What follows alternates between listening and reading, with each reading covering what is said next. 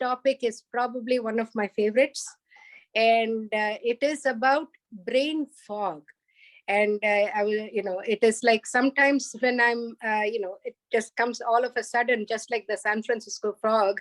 It comes all of a sudden and clouds up my head, and sometimes I feel when I'm not even able to take a simple decision, and so it feels like a heaviness in my head, and it feels sometimes like as if I'm on the Titanic approaching the iceberg, and I'm not able to move the ship fast enough to avoid the iceberg. So I'm sure many of us will relate to that kind of a feeling. And so I'm thankful that Dr. Rao is addressing this very important topic. So in this GLP session, we will be discussing overcoming brain fog, and the key takeaways from this will be brain fog and physiological changes associated with brain fog, negativity associated with brain fog, and GLP tools to manage the brain fog. So without further ado, Ram, please go ahead and let us know how we can blow away the brain fog in our head. Thank you. Thank you so much, Radhika. Good morning to everybody on the Pacific time zone, and good day to everybody else on other time zones. So as Radhika mentioned, welcome to the 21st session of Good Living Practices. As you're aware by now, good living practices are tools or interventions that keep the body, mind, and emotions functioning as one unit. I call this as unfractionated living, and this is what we want in order to experience optimal health. And today's topic will actually, as Radhika mentioned, focus on brain fog. And I hope that by the end of this talk, you'll have a better understanding of how we need to manage our emotions, especially negative emotions, because the later part of my topic of this talk will actually focus on negativity associated brain fog. So with that, let me go ahead and start sharing the slides. And I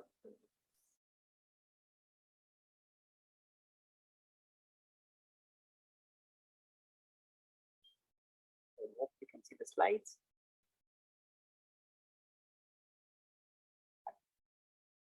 So as I mentioned earlier, good living practices are tools or interventions that keep the body, mind, and emotions functioning as one unit in order to experience optimal health and optimal immunity, because immunity is not physical, immunity is at the level of the mind and emotions as well.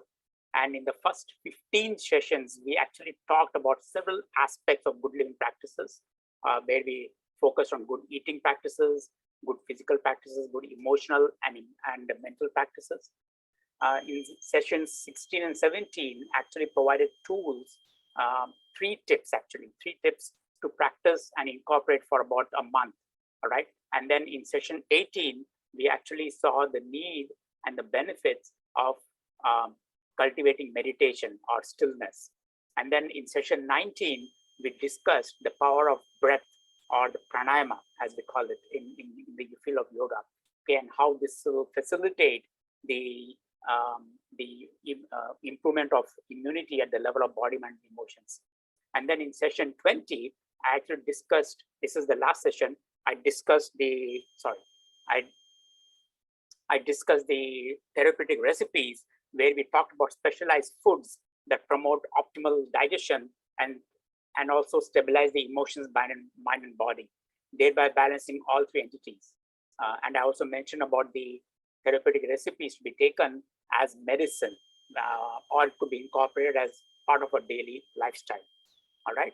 And today's topic is brain fog, and I'll talk about physiological implications of brain fog, consequences of acute and chronic brain fog. We'll also see negativity associated brain fog, which is the main thrust of today's topic. And towards the end of my talk, I'll actually give you some practical tips about how to manage brain fog. Now, before we go on, let me provide a disclaimer. Now, this session is only serving as an educational tool. Okay, I do not intend to diagnose, prevent, or treat any emotional or behavioral or mental disease, and nor do the contents that I'm going to talk about advocates replacing any standard medical care. Okay, because the information I'm going to provide is not a substitute for professional medical advice. And although my intention here is to provide preventative guidelines, please let me make it clear that it does not replace medical approaches recommended by your specific therapist or counselor. All right. So with that, so what is brain fog? So brain fog is actually an umbrella term. Okay, and what it means is any alterations in brain structure and function which results in slow or sluggish thinking, feeling confused, feeling spacey, feeling disorganized, or feeling displaced. Okay, so a lot of these things happen under the umbrella of brain fog. So what happens is in brain fog, it affects the ability to think. In addition, people complain of a lack of focus or lack of attention and an inability to put their thoughts into words and into actions. And people who complain of brain fog also complain of issues with memory, with lack of planning, attention, and language. So communication may also be a little difficult. Now, if you see the actual causes, brain fog can actually come under many different circumstances. There could be pathological reasons. Okay, so pathological reasons could be neurological, which affects structure and function of the brain. It could be neurobehavioral. It could be neuropsychiatric. Okay, so things like seizures, attention deficit disorders, cognitive deficit disorders, various kinds of brain palsies, uncontrolled migraine, headaches, addictions, eating disorders, epilepsy, multiple sclerosis, Alzheimer's, which is where I work in that field, stroke, neuro-oncological conditions, where you have cancer in the brain. All these may cause either transient or may cause permanent brain impairment, okay? And then it will result in all these brain fog conditions. Brain fog could also come from any traumatic impact to the brain. It could be a concussion to the brain. It could be from an accident. It could be from sports injuries. It could be blood pressure disturbances of people who experience rapid fluctuations of their blood pressure, either hyper elevation of blood pressure or hypo of the blood pressure, which is below the normal blood pressure, heart problems. It could be a high fever. So think of when I'm talking about high fever, somewhere on 103 or 104 degrees Fahrenheit, where you have what we call delirious fever. Okay, that's a state where people experience brain fog.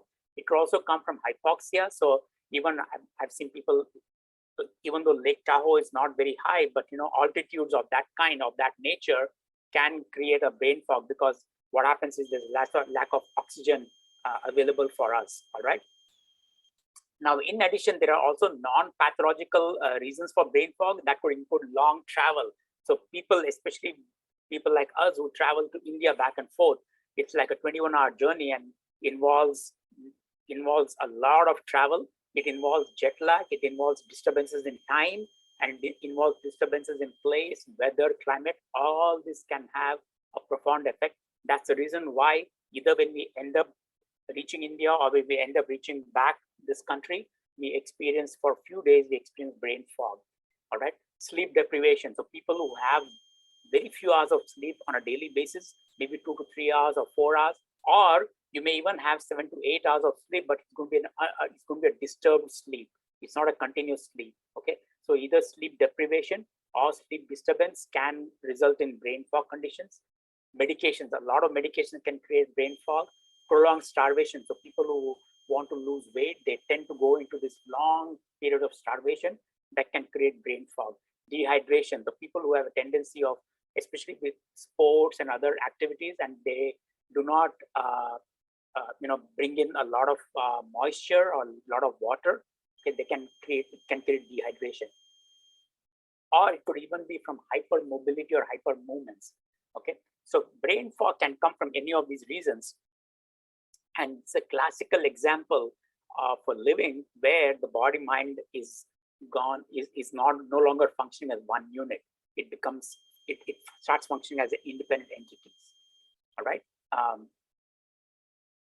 Now, interestingly, in addition to all those I described, negativity can also cause brain fog.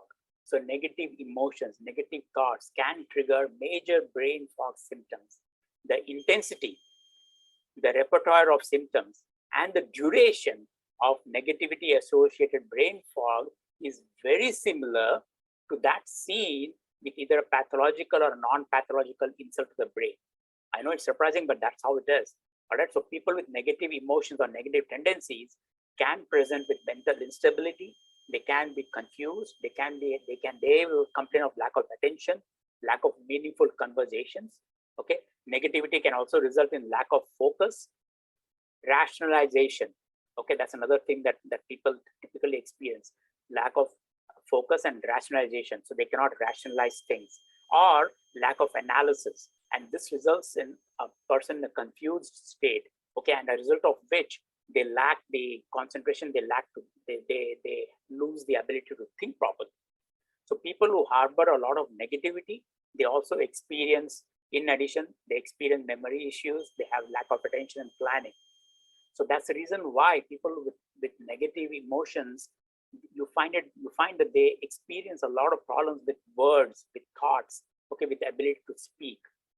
So when we talk about negative emotions, what are we talking about here? We're talking about anger, we're talking about judgment, we're talking about jealousy, we're talking about anxiety, frustration, fear, depression, rage, dishonesty, deceit. I mean, it goes on and on and on. Now, both acute and chronic negativity can trigger brain fog, okay, and can lead to repeated suffering, dissatisfaction, and delusion. Now, if it is acute, okay, then the symptoms are mild and transient. But if it is somebody with a long-standing tendency of negative emotions, then the same symptoms are exacerbated, okay, and they sustain for long periods of time. Now, neuroscientists, neuropsychiatrists, and therapists, they consider negative emotions as deterrents to overall progress. Because what happens is people keep on complaining of brain fog, which affects their peace, which affects their contentment, it affects their happiness, it affects their ability to do any work. And research studies suggest that individuals who display hostile and negative emotions are at tremendous risk of chronic brain fog. Okay, not acute, but chronic brain fog that clouds the mind, and thereby clouds their cognition and lowers their immunity. So because it lowers their immunity, it results in poor health, illness, and disease. So that's the reason why it's not a surprise to see so many people, especially the youngsters, who suffer from brain fog and poor health and a lot of health turmoil. Now, you can use prescriptions over-the-counter medications, all right? It can lessen the impact of the brain fog, especially if it is acute, all right? And it allows you to carry on with your life. But remember, any kind of medications are quick fix, short-term solutions that prevent you from knowing the actual cause of brain fog, and that prevents you from addressing the actual cause of brain fog.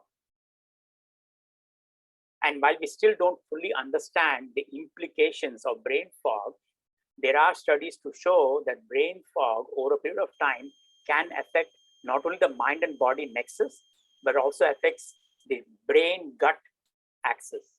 Okay, now because it affects the brain-gut axis, it impacts your digestion, it impacts your ability to absorb and digest food, and it shows up in various forms of gut disturbances. In addition, brain fog also affects the heart, okay, it affects the lungs, and it affects the colon function.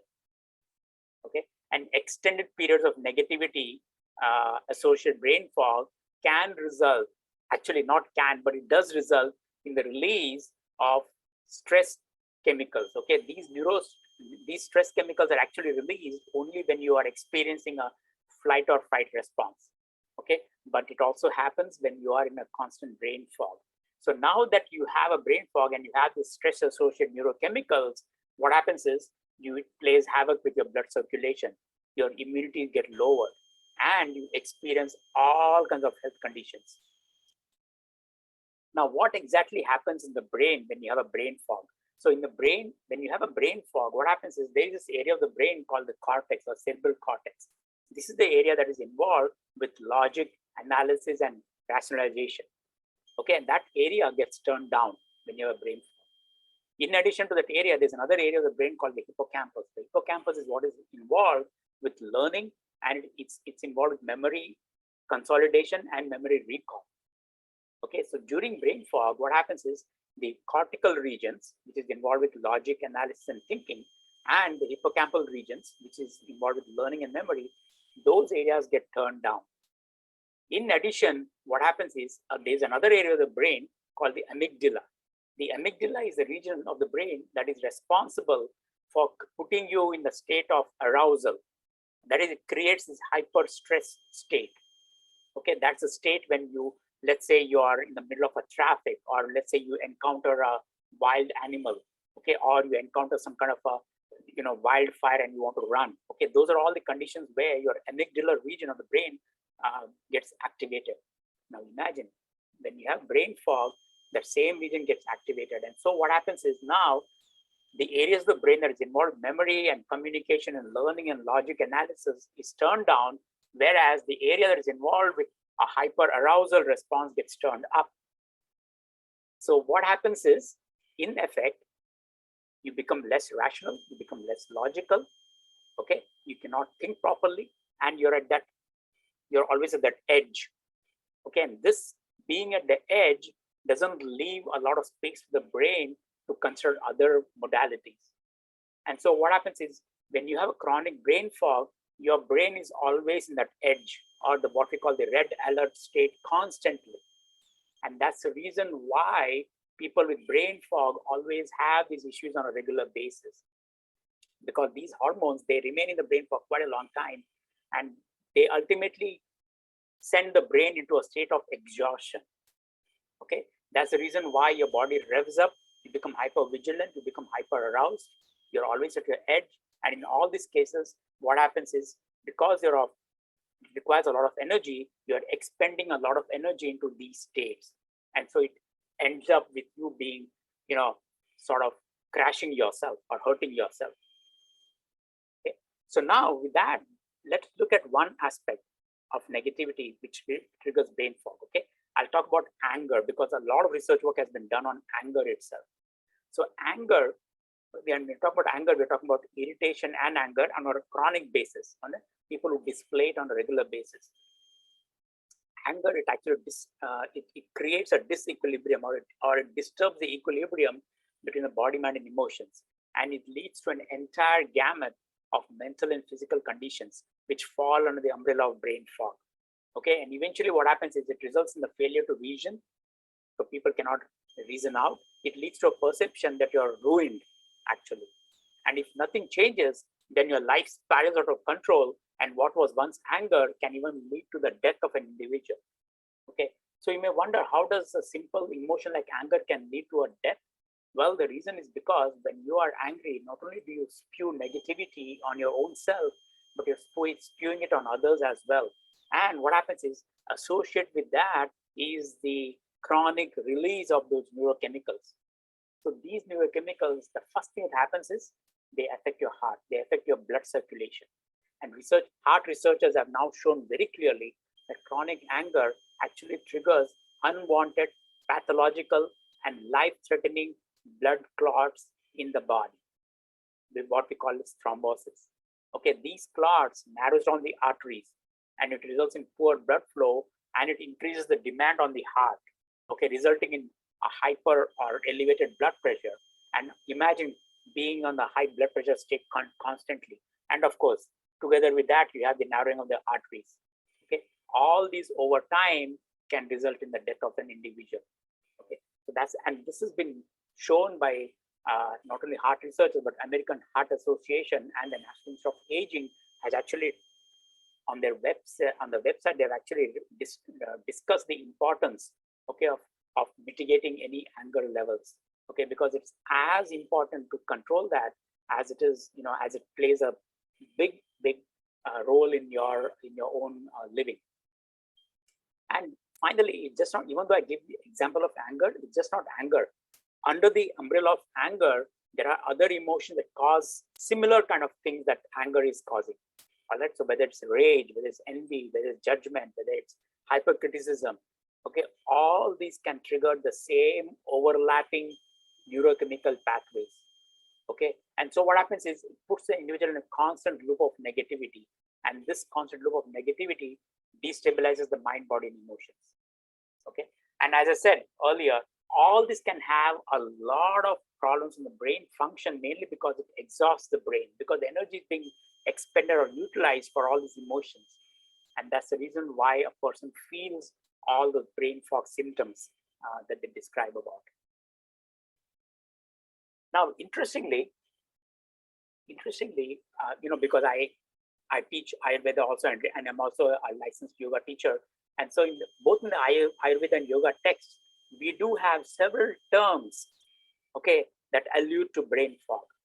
And commentaries have been provided by Vedic scholars, okay, even in Vedanta, even in Upanishads, we have terms that describe the symptoms of brain fog, okay. And there are terms like manda buddhi, which is reduced mental and intellectual faculties, anabhigna or buddhina, buddhihina, failure to reason analysis, buddhinasa, confusion, disorientation, smriti bhramsa, destruction of intellect, asamartho, failure to recall, prajna parada, failure of intellect, or crimes against wisdom.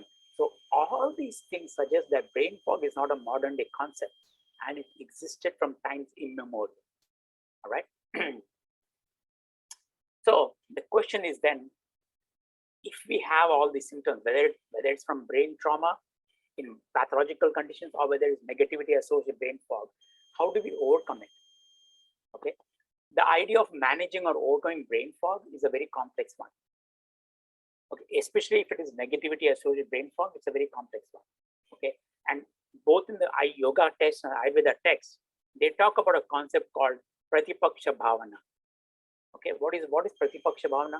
Prati means other or opposing or an opposite. Okay, paksha means side. Okay, here in this part we think about it as the portion or the side. Okay, and it refers to the darker side or the darker aspect or the darker part of what? Of the brain. Okay, and bhavana here refers to the clarity or the clear state of mind or the illuminated part of the mind. So pratipaksha bhavana actually refers to moving over to the other side. Okay, the moving over to the other side meaning moving over to the illuminated area of the brain, which means basically reappraising our brain. And it's beautiful because what was described in yoga and Ayurveda, we actually have a term in modern day neuroscience called cognitive reappraisal. Okay, just as you have a reappraisal of your home, in the same way we talk about cognitive reappraisal. And cognitive reappraisal is nothing but the ability to completely transfer your awareness from the negative emotions to a more positive one. So basically, when you're disturbed by negative thoughts, okay, you are shifting yourself to the opposite side of the brain or the opposite of the mind, the more clearer part of the mind. Okay, so that way what happens is when improper thoughts trouble you, then you take the opposite side. And this basically is the same idea what was described in yoga and Ayurveda text is the same idea in cognitive reappraisal as well. And how do we approach this? So basically what happens is it has three stages. Number one is the stage of dilution. That is, you keep on diluting the power of negativity with something different. So which is, something taking over positive emotions and diluting the effect of the negative emotions. Substitutions. After you dilute it, then you completely substitute the negative thought with the positive one. And then sublimation. Sublimation is where you find that the negative is no longer available. It's vaporized, it's sublimated, it fades away. And that's what we call in the yoga field. Samyama is what we call in the yoga field as well. All right. So how do we do this? Okay. Number one, first of all, you need to be aware. Okay. If you have these tendencies, then you need to be aware that you have these tendencies. No point in saying I don't have, no point in saying, no, I don't have it. Acknowledge the fact that you have it and acknowledge the fact that you have these problems resulting in brain fog. Okay. And now what you can do is try to overcome that. Be aware. So first of all, be aware of the fact that you have this. And then once you have this awareness, then you can now cultivate other things or other practices to overcome this negativity. All right. And the way we look at it is just like people who have the continuous glucose monitor to monitor their blood glucose level. Okay, it's something that you put on your arm and you monitor the glucose levels. In the same way, we call it the continuous awareness monitor, CAM. Okay, CAM is basically where you try to create awareness. So if you get angry, if you get fearful, if you're judgmental, okay, be aware of the brain fog that can result from it. Think about all the destruction that's going to take place, not just to you, but to others as well around you. think about all the deleterious effects that can happen, okay, to you as well. Okay, so with that awareness, then what you can do is, even before the negativity rises, you can then hold it, you can delay it from rising further. Okay, because you don't want it to shoot, you don't want it to attain a trajectory where it can cause more destruction and mayhem. The second aspect is consolidating with positivity. Okay, so once you have that awareness, then what you do is you overlay the negative thoughts with a positive trait or affirmation, and then you allow it to flourish and you allow it to sustain, so it takes over. And the way I like to give this as an example is, and this is basically from the Ayurvedic text. So what they do is, there are regions of this area, in this world, where plants have a difficult time to grow, mainly because the land is not at all good. Okay, so the land is maybe concrete or maybe sort of not habitable for the plants to grow. So what horticulturists or plant agriculture, what they do is, normally they layer the area with 6 to 7 feet of good soil. Okay, and then they put manure and all the things. So now what happens is, the plants, as they grow, they develop the primary roots, they develop the secondary roots, and these primary roots and secondary roots can develop very well in that nice soil that has been layered over the concrete. Once that is happening, what happens is, now the roots have got more strength, the roots have become more powerful, then they can easily break through the concrete and they can grow much further. So I hope you got the analogy. Same thing happens in our brains as well. So as long as you have the negativity, it's going to be difficult to completely erode it with positivity. So what you do is, you start to slowly filling it with positive emotions. And as you start filling it slowly and gradually, you become a little more stable, your mind becomes more stable.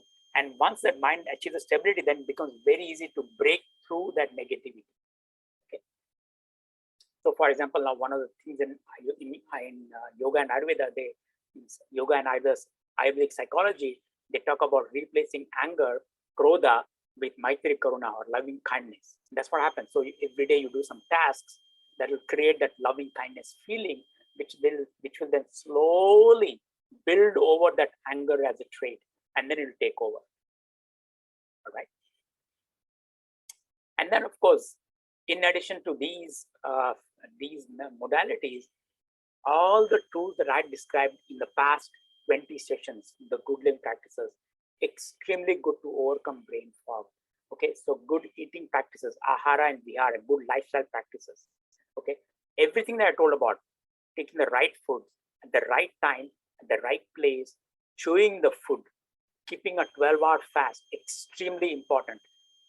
People have done research studies and they have shown it very clearly that 12 hours or more of fasting period and chewing your food properly helps to overcome brain fog. Okay, so this is not me just saying, there is evidence-based studies to support that studies. Okay. Physical exercises, extremely good to overcome brain fog. Now, people may say, oh, you know what, part of my brain fog, I have a lot of headache or anger, and headache and migraine, I can't do a physical exercise. We are not talking about engaging in stressful physical exercise. Even a gentle walk around the neighborhood will really bring down the brain fog. Okay, and then of course we have the 5 senses I described in sessions 6, 7, and then 9 and 10. We will talk about the 5 sensory organs. Because these are close linked with the brain, one way to overcome brain fog is to make sure that you bring in the right impressions and the right modalities to keep your 5 sensory organs strengthened and to keep it balanced, and to keep it in balance and making sure that they function optimally. Okay, that's a great way to overcome brain fog. And we also need to remember that the brain, the gut, and the physical body are not independent entities. So whatever we do at the physical level, we need to support it at the mental level as well. Okay, so good sleeping habits. Sleeping is another great way to overcome brain fog. You need to have a continuous, undisturbed sleep of at least 6 hours is not enough, but at least in this hyper competitive world, even if you get 6 hours of good uninterrupted sleep, it's better. It'll provide a good way of overcoming brain fog. Mental training, I'm going to talk about that next month. Okay, I did briefly mention about it in session 4, but I'm going to talk more details about mental training, how you can train your brain. Okay, brain exercises, how we can train that to overcome brain fog. And then selfless service, another great way. So remember, just as you'd say, loving kindness, overlaying anger, one of the ways to cultivate loving kindness is selfless service or charitable acts. These charitable acts on a regular basis will start consolidating all over your negative emotions.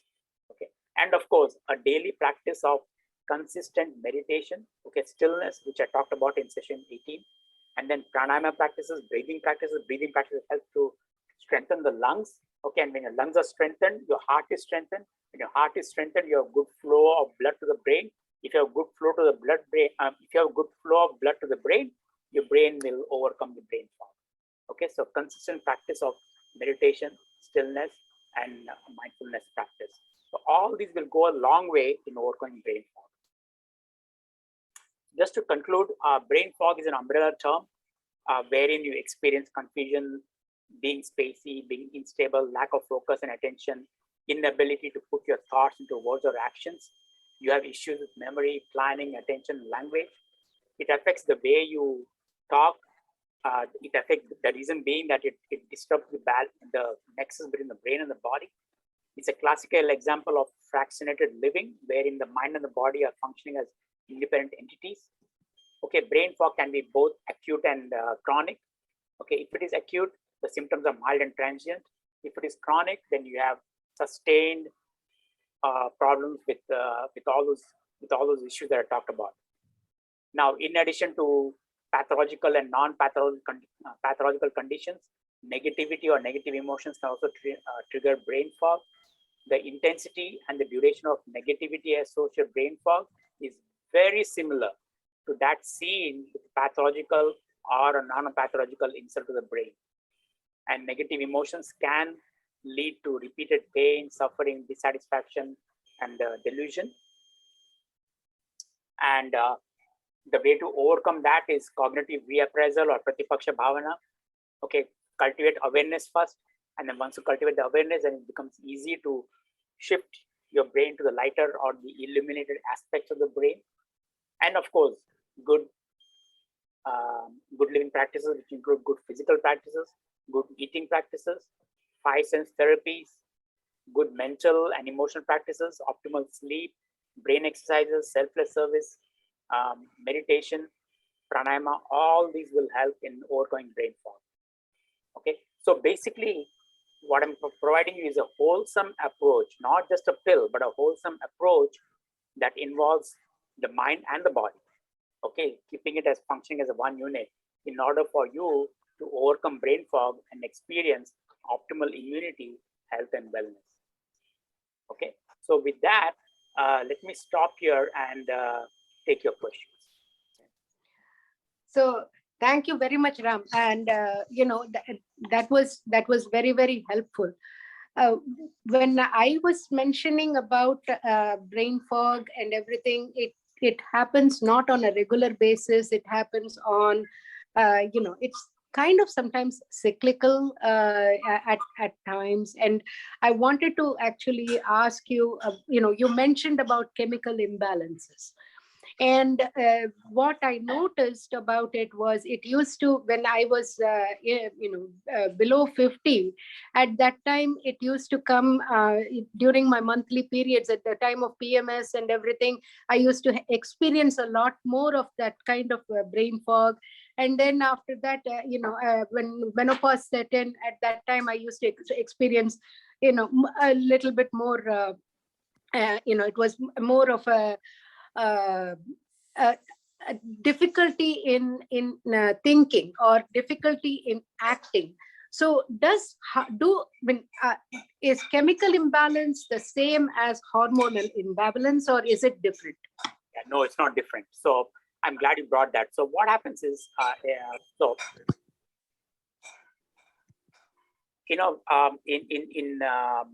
this is not anything to do with gender, but of course, it's when I'm talking about this, I'm not being sexist in my remarks, but this is known.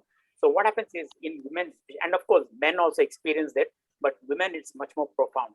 So what happens is, there is a hormone called estrogen. Okay, and estrogen in women is like think about it as like a dam. Prevents the flood waters from entering into the city. Okay, and it's a concrete dam that does beautiful things for the woman. A woman is a woman because of that estrogen as a dam.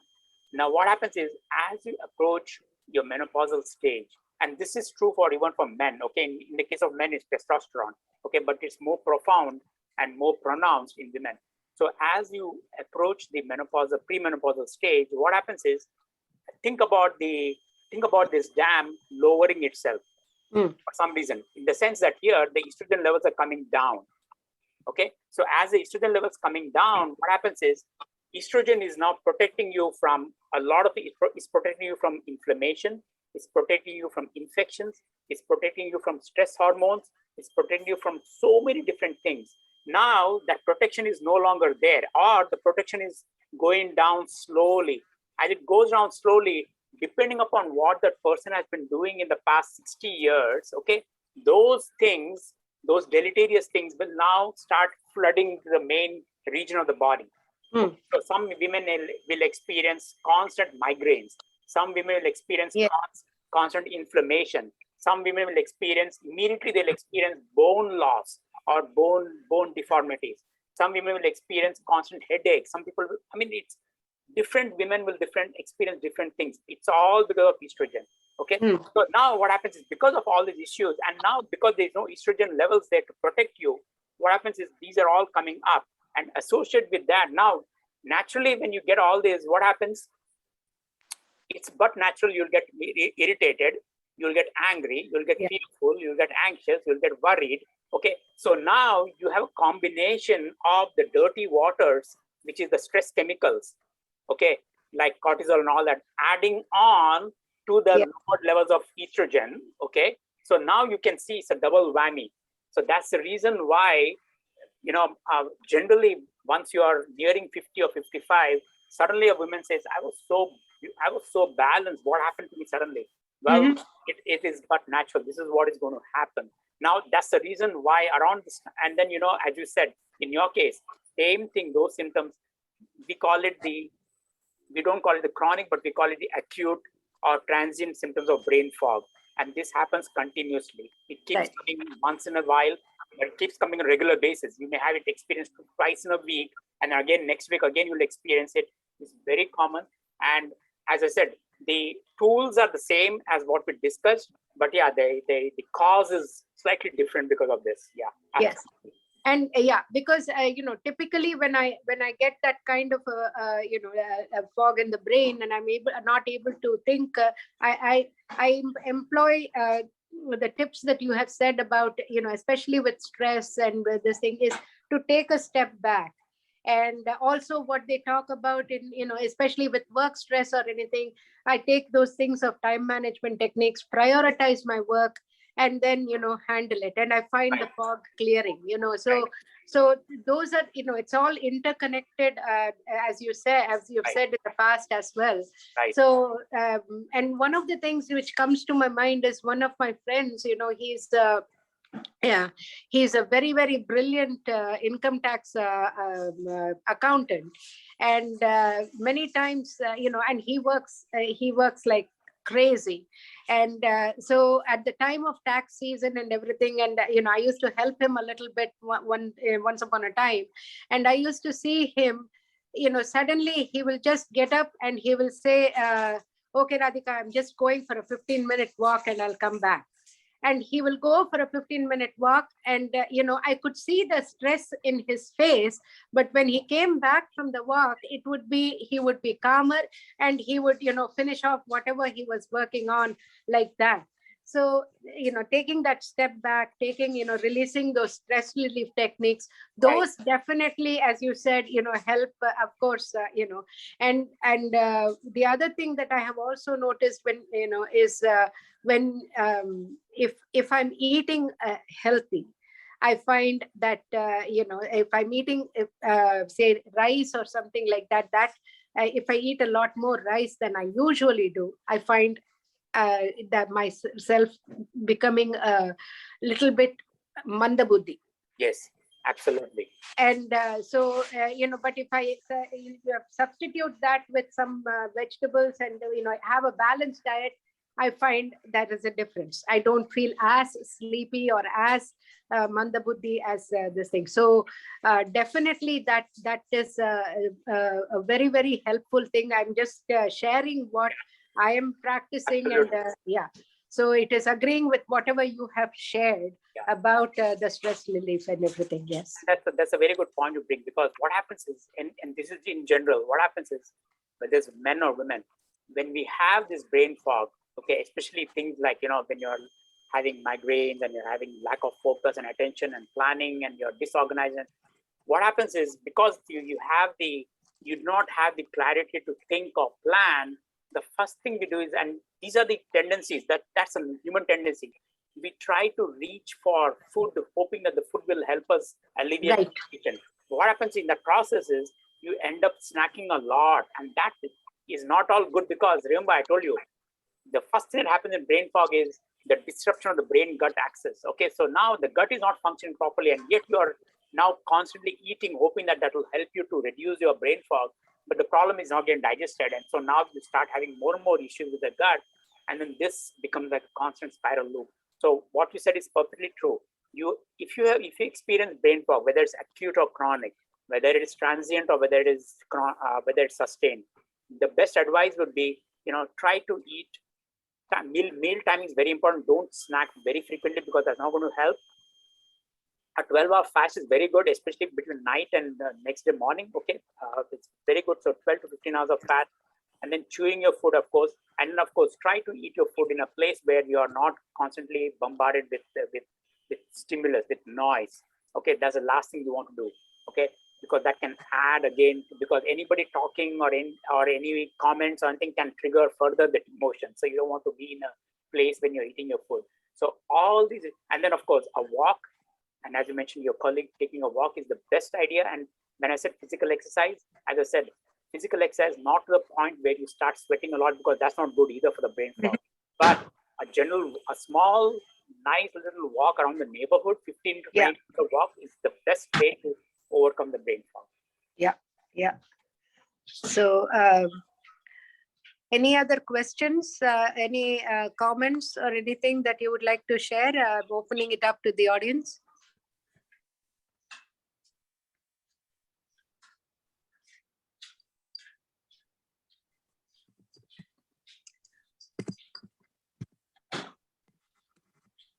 Okay.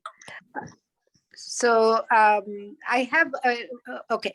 Any herbs to reduce brain fog? Vijaya has a question. Any herbs to reduce brain fog? Well, I mean, yes and no. As I said earlier, I mean, you can resort to medications, whether it's prescription medications, off-the-label medications, or over-the-counter medications, or supplements. There are plenty. Okay, but the thing is, you have to decide about what is the exact cause for it. Number one.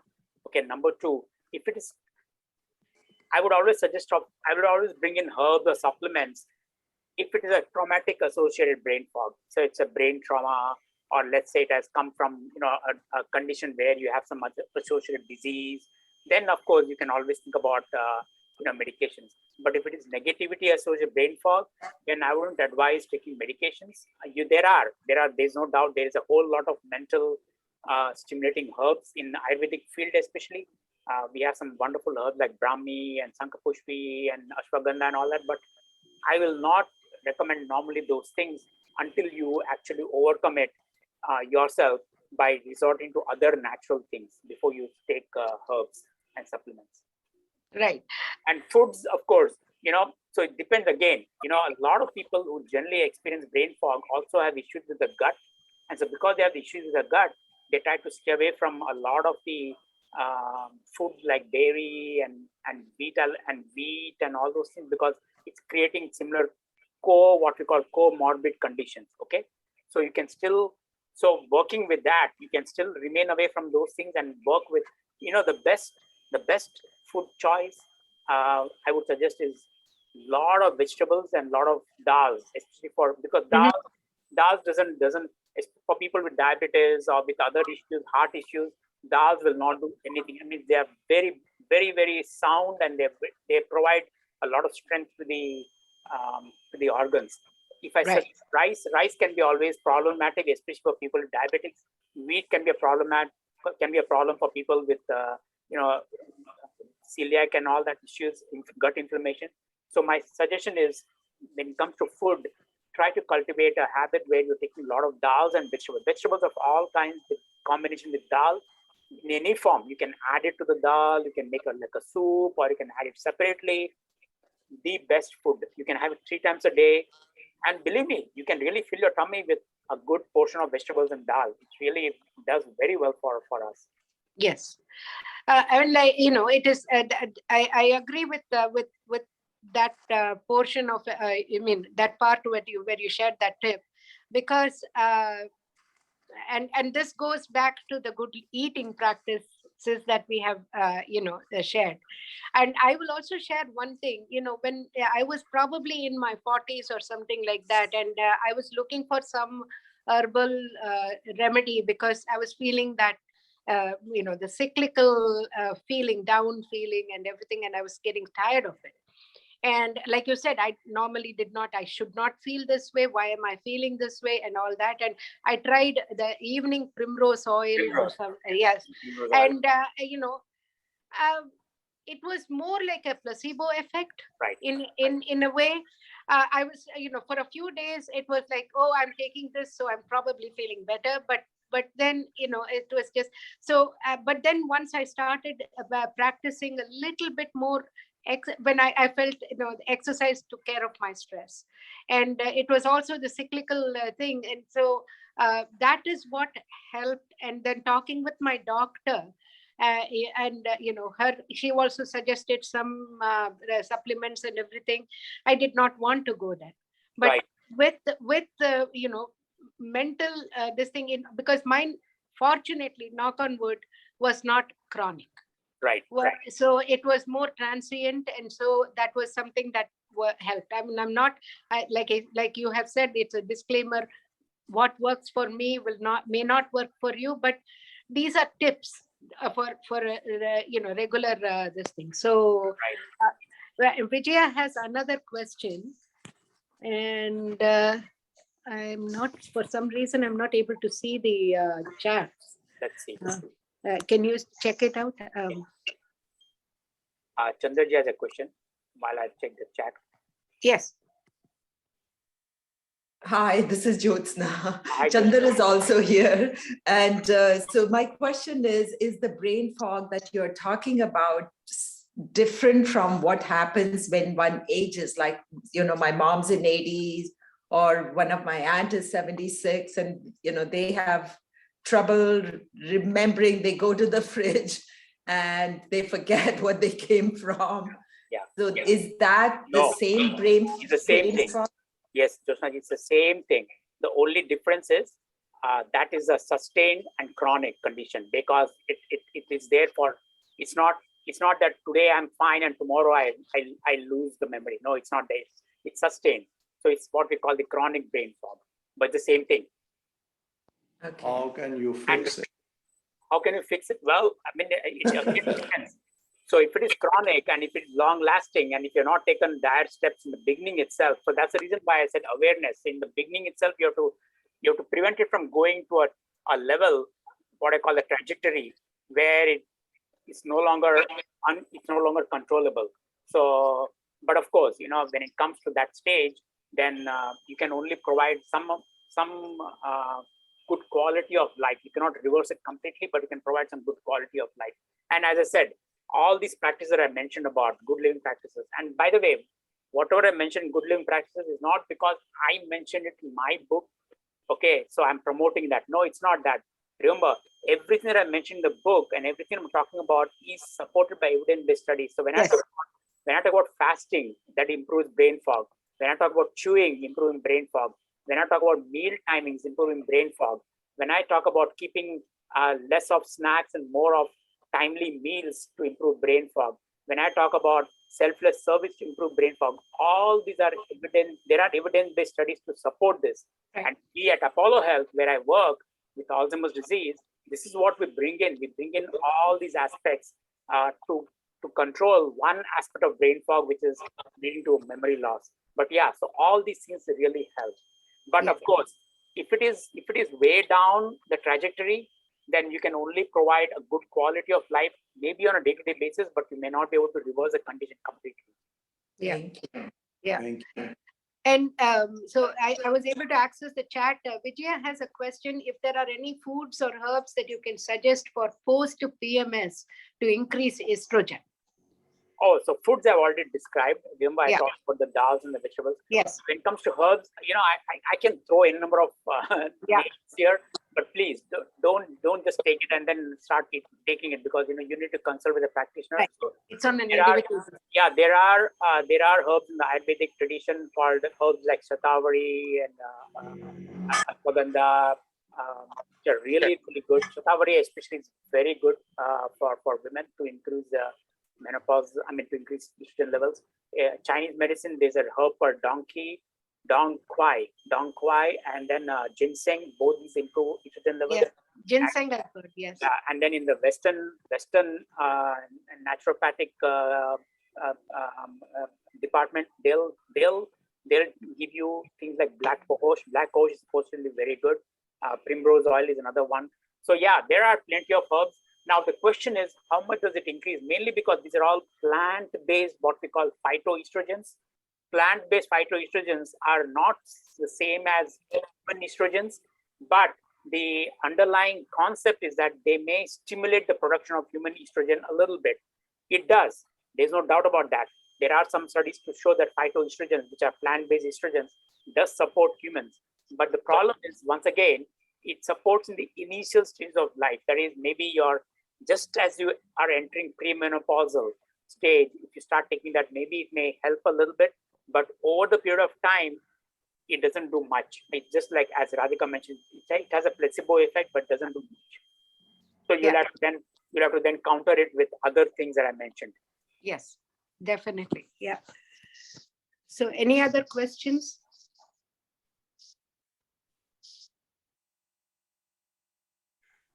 Okay. So we had an email that came in, and this is more a comment on someone actually sharing their experience of practicing good living practices or implementing good living practices in their life. And so I'm just going to share that. Our family of 4 came down with COVID despite taking 2 shots and 2 boosters. The COVID symptoms were there for a week. We recovered soon and did not face any after effects. We did not take any medications. Instead, we did 15 hours overnight fast, switched over to khichdi and vegetables mono diet, 7 days khichdi diet, FCC tea, chewed our food thoroughly, stayed away from TV and social media, and rested thoroughly. This helped us to recover faster compared to my colleagues who took to eating all kinds of junk food at odd times. Thanks for all the GLP tips that you guys have been providing. Maybe I am n equal to 1, but I and my family knows that GLP works. Well, that's a very good. Thank you so much for sharing that. Truly appreciate that. Yeah, you may be n of 1, but definitely it is very powerful. Yes. Because the reason is, I've noticed, yesterday, Friday, we were talking about it in our medical meeting, where the place where I work, we don't talk about khichdi and all that, because I don't bring an ayurveda there. But we do talk about, taking a walk in the neighborhood, keeping yourself away from TV, eating only at the appropriate times, and eating the right kind of foods.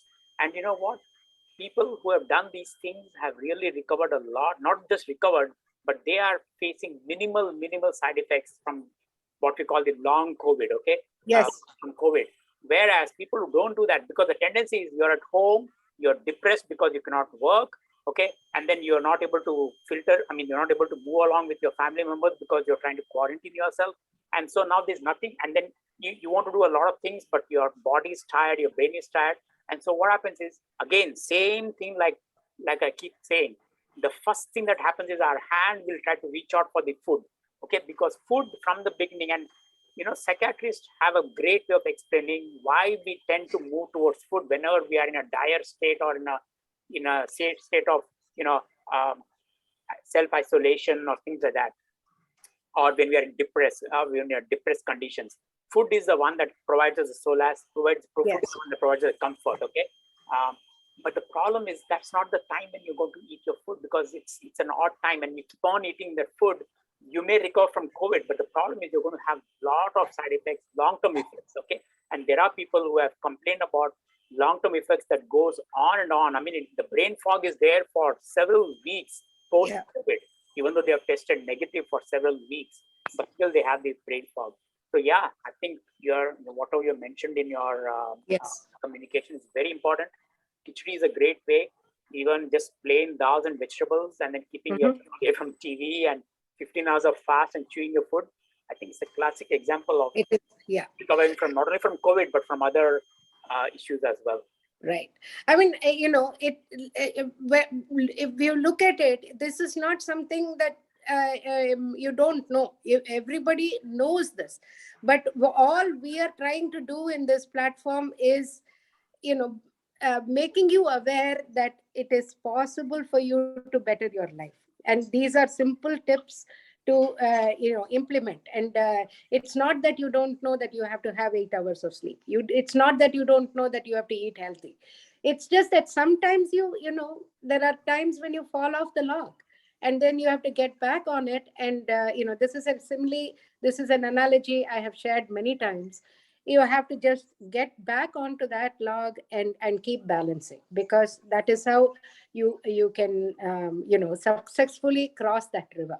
Right. And so that is what is important. So Chandraji has said excellent feedback, and thank you for sharing the email.